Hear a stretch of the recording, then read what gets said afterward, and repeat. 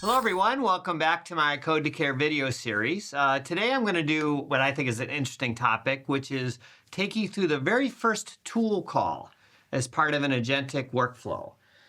So as a reminder, when we talk about agentic AI, or at least when I talk about it, there are three characteristics of an agentic workflow. One is that there's multiple LLM calls. So this might be competing agents, or a writing agent and a critiquing agent and then a finalizing agent or something like that. But it's some kind of multi-step workflow, usually with multiple LLMs in the process, at least multiple calls. The second characteristic is tool calling.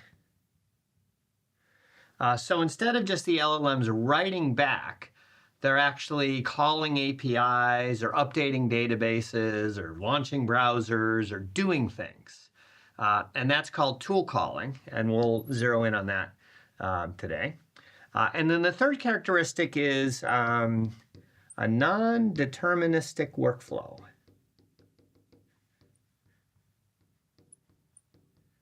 So most software is kind of deterministic. You do A, B, then C, and then if this, then do D, otherwise do E, kind of thing. But in agentic workflow, you're letting the LLM decide what to do next based on, the response from the prior tool call or based on something else that it's finding in the environment. So the workflow, the steps are really decided by the LLM.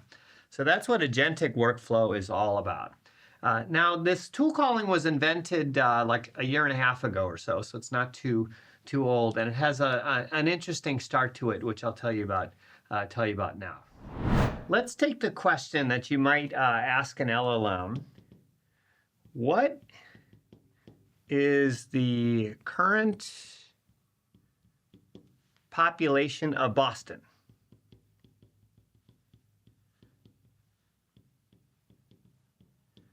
You may recall how LLMs used to answer this question.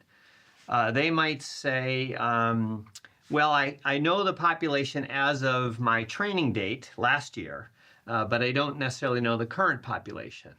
So LLMs were kind of restricted from doing current news and current events and things like that by this training date problem. All their answers had to come essentially from their training and from their weights.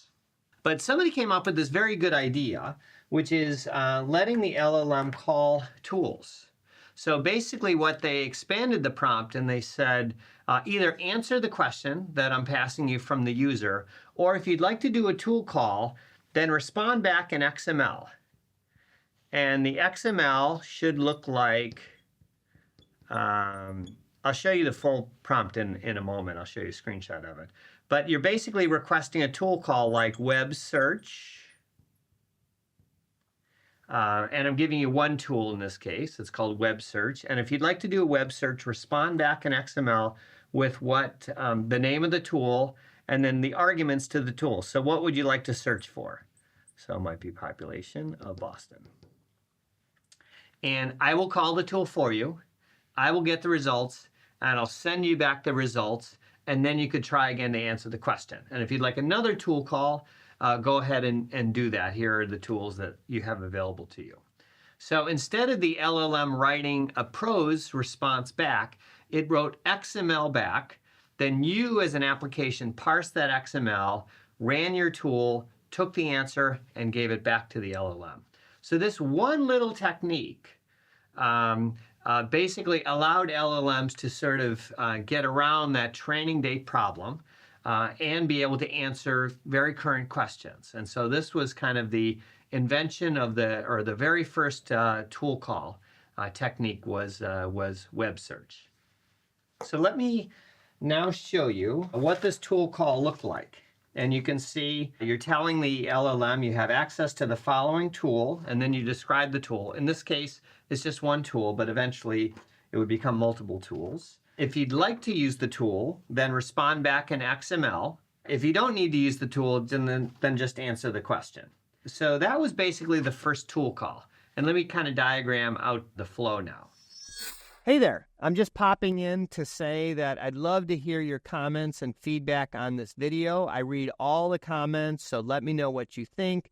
Let me know what suggestions you have for my next video by putting in some comments below the line here. Thanks. Okay, the flow is this. You have your application that took the user question, might be a chatbot type of thing. You called the LLM with that longer prompt. It has the user's question, and then it has a list of tools.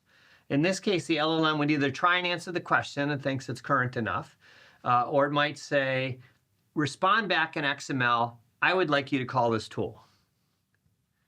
So let's do the scenario where it responds back with a tool call request. So you would take that, you'd recognize that it's XML, you would parse it, and then you would call the tool, which is web search in this case. Now, all of us know web search from going to google.com, but you can actually call it through a Google API as well. So imagine there's not a user interface, you're just calling Google and then getting a text pile back of the results. So you take those results back from your Google call, and then you send them back to the LLM, just like a chatbot history, like you're doing the search and you're sending the Google search results back to the LLM. And the LLM might want to do another tool call. Maybe the search results weren't good enough, or maybe they want to ask for the direct population versus the kind of wider city population, or something like that. So at any rate, the LLM might request more or might just answer the question, and then you'll recognize when you get the answer back that it's not XML, and you'll present that answer to the user. So, so that was the very first tool call, was to solve that problem. Now, tool calling has evolved. This whole thing is only like a year and a half old, but tool calling has evolved a little bit. So phase one was this, where we were just asking the LLM to write XML, and you were doing all the work associated with packaging up your tools and asking for results. Phase two is there were these frameworks. The most famous is something called LangChain. Frameworks that did the XML for you. So the framework, you'd say, here are my tools, and the framework would add the XML request. When it got a response back from the LLM, it would parse it up for you, might even call the tool for you, that kind of thing. So it kind of took care of this, the messiness of the XML. And then phase three, which is kind of the phase that we're in, that OpenAI, Anthropic added tool calling to their APIs. So now when you call an LLM through an API, you can say, here are my tools. Here's the format that I would like. Here's the arguments for my tools. Here's how to use them. And then the APIs kind of take it from there. So that's basically how it got added. And then these companies have trained their LLMs to be very good at tool calling.